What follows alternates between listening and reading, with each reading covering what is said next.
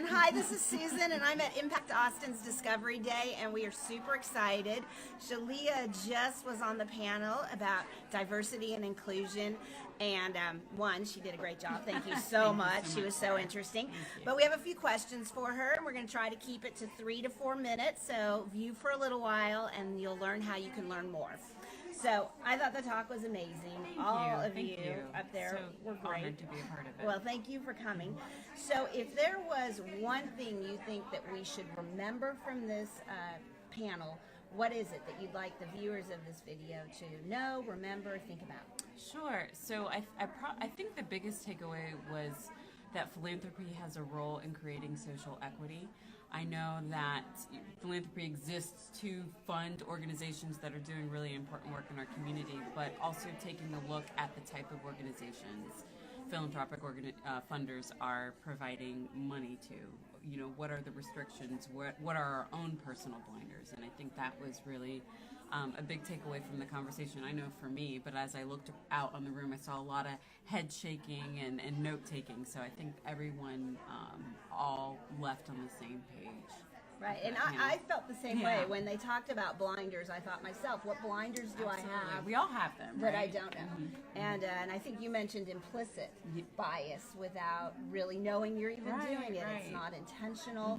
So when you think about blinders, what questions, and I'm totally throwing this at you off script, but what things do you think we should be thinking about to ask ourselves to know if we have a blinder? I think understanding that philanthropy is, and this is something that Madge pointed out, is all about relationship built in our network, and understanding that people get to a certain point because of who they know, not in any sort of like good old boy network sort of way, but the people that surround them. And so why are the organizations that I know about and that I love and that I feel really close to, why are they in my orbit and why aren't others? So just really understanding that, why am I gravitating towards certain organizations? Is it truly because the mission feels really important, or it's because it's organizations that I see, it's organizations that my friends talk about? So really understanding and challenging yourself to think beyond what feels comfortable when you're